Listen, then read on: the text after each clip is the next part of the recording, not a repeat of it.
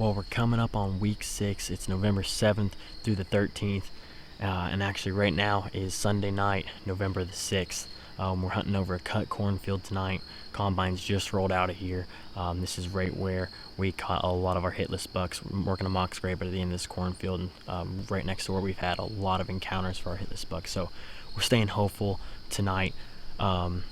This week, the first week of November has had a lot of action for us. If you guys are in the Midwest, you experienced a pretty slow start to November. It was about 75, 80 degrees, and deer movement was very, very slow. We hunted mornings and afternoons, and we really didn't see much action. But a cold front came in right at the end of the week, and that's when things really started heating up. Last week we talked about trail camera tactics, we talked about tree stand tactics and locations for the rut, and that pretty much sums up trail camera locations and tree stand locations for the first 3 weeks of November. So rather than going through all that again, I just thought that we would go ahead and show you a couple of these hunts, because again, a lot did happen, and we based those hunts off of our trail camera info, or lack of. Jeremy Flynn with the Buck Advisors, he also had a great encounter that we're going to have to show you later, but we can show you a little bit of that hunt. And then we had a great week as well. So we're going to go ahead and jump into those hunts, and I think that'll be a pretty good summary of what next week is going to hold and what this week has held for us.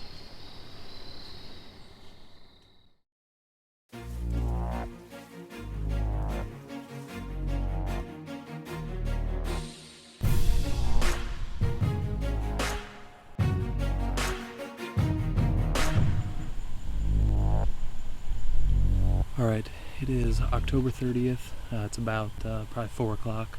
We've walked in here to a new spot we call the U. We're just sitting off a spot that we plan on putting a food plot in next year. It is about 75 degrees out, so a lot warmer than we would like, but we're going to kind of hang in here tonight and see if we can see some movement. This is just uphill from the river bottom set, so we've seen a lot of movement up here. We've seen one of our hitless bucks up here, so hopefully we can get or catch some movement here on this spot.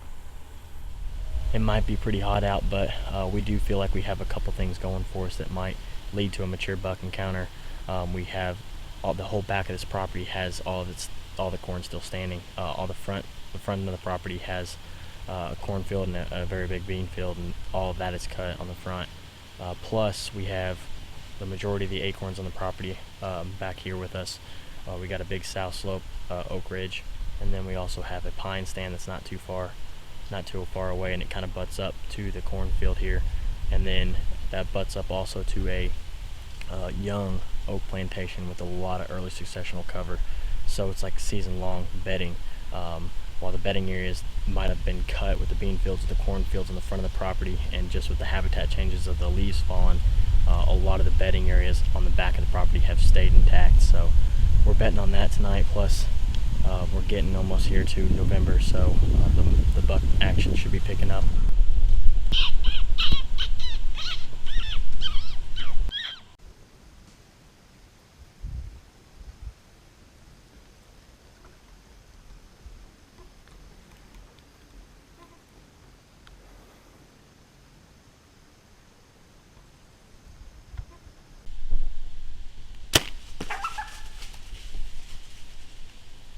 Smoked him. Smoked it, yo. Alright, so it's about 15 minutes till 5, and we were sitting here, and I looked over into the pines we've got here just to the north, and I thought I spotted something running through underneath the pines just at the north end of the U, and saw kind of a bushy tail, and sure enough kind of called it as a coyote, so I started hitting just what I call a kissing call, just kissing my hand, and no more than 3 minutes later we had this coyote pop out at 35 yards, and went ahead and drew back on him and hit him. He spun around quick, but arrow definitely went through and through, so he ran off kind of squalling, but we'll wait till the end of the night and maybe go look for him.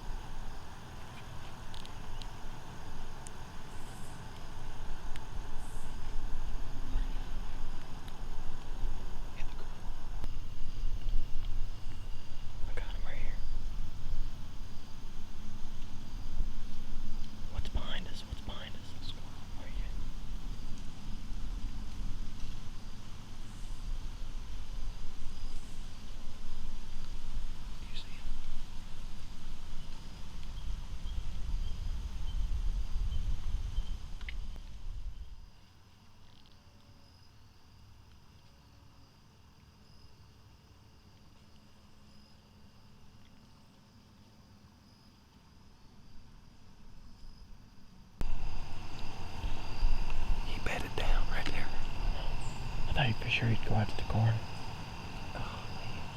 I thought maybe he'd cut in, like the way he was walking down that edge. Even if he was smelling where that coyote went, he'd have walked. What's the time?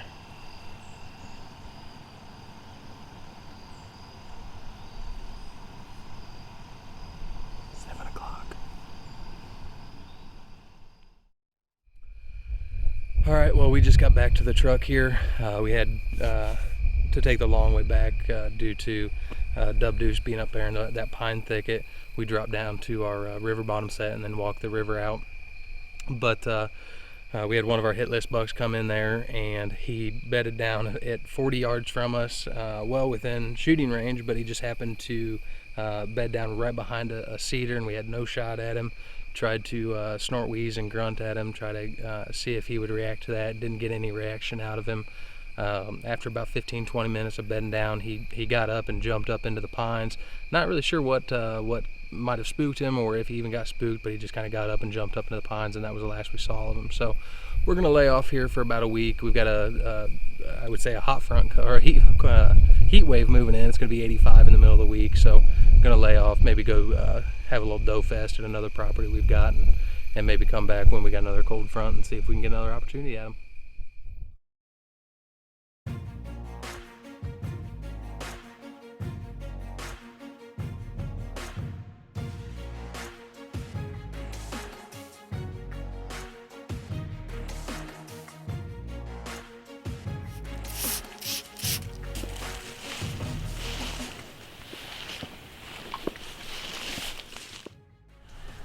Alright, well, it is the morning of November the 4th, and pretty excited about this hunt this morning. Everything feels right. This is actually the first good hunt we've actually had in November. It's been about 75-80 degrees every single day this first week, late October and the first part of November, and deer movement's been real slow. We're all nocturnal as a result of that, so deer movement's increasing. We're getting real close to just some awesome action. Hopefully expecting some today. We're back up in the ridge set that we hunted last week. It was about an 80-degree day actually when we hunted last week, and the only deer that we actually saw was our hitless buck dub. So we laid off of him about a week, waited till the weather was right, waited till the wind's right. We've got a north wind coming in, and everything should be perfect for today.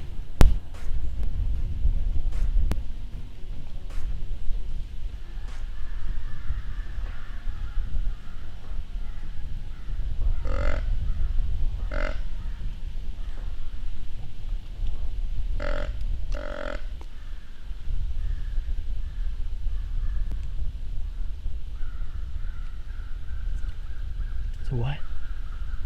Oh, start kissing.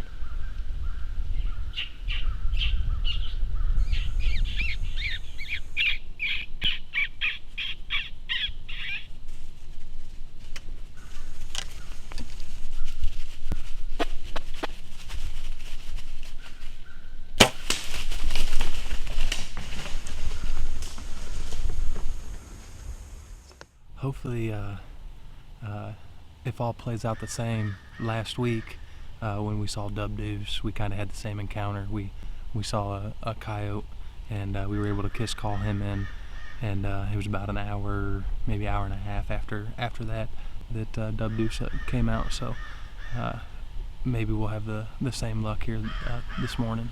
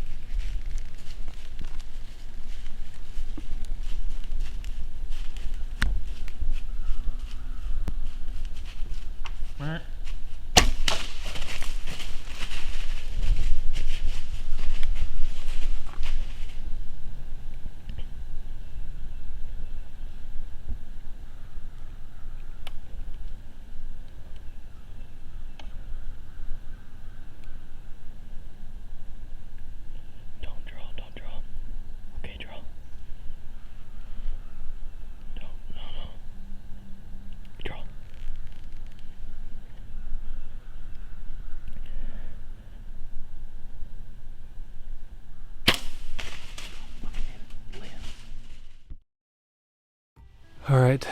Well, most interviews after you shoot a deer are positive, I guess. And this, I guess, could go that way, but kind of a little sick to my stomach right this moment. Had Dub Deuce come in, one of our top hit list buck, and I had caught a glimpse of a deer moving about 150 yards away, and so I hit a grunt call, and he come in right on a beeline, and had him at 20 yards the first time, and clipped a branch, and was able to get another arrow, knock another arrow. He ran off to about 35 yards the second time, 35, 40 yards, adjusted my sight, knocked another arrow, and again another perfect broadside shot. And it same story. I see the arrow clip a branch in flight again, only this time, whereas the first arrow missed completely, shot right through his antlers almost, it just right across his nose. The second arrow did in fact hit him back in kind of mid stomach area. So after looking at footage, we do know that it does appear that he was hit. He did not appear to be phased when he kind of ran off, which makes me nervous, makes us nervous.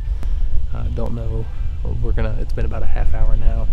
Gonna go down, look at the arrow, maybe take a couple steps and look and see if we can find some blood. But with such a bad shot placement, we're gonna back out and kind of wait a little bit before we even decide to come in.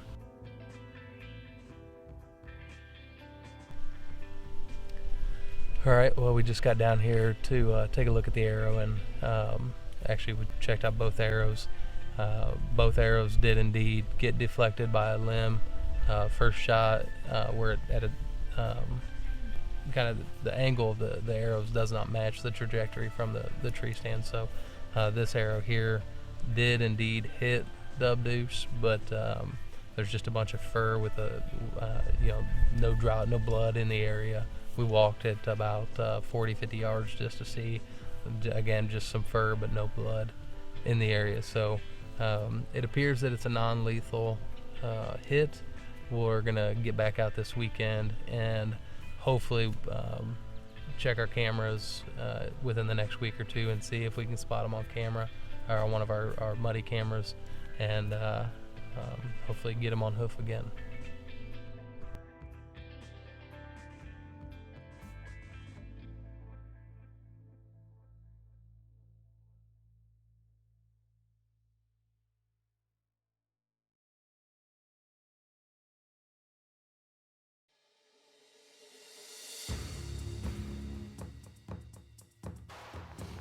Well, we're in a new spot this afternoon. It's November the 4th. We're out in the southwest mountains of Pennsylvania. It's been pretty slow on camera so far. We've got several muddy cameras out. And we've got a little bit of daytime activity with some does, but most of the buck activity is still at night. We have a bunch of shooters on camera. It's just nothing moving in daylight yet, but November the 4th can happen at any time, so best thing to do is just be in a stand right now.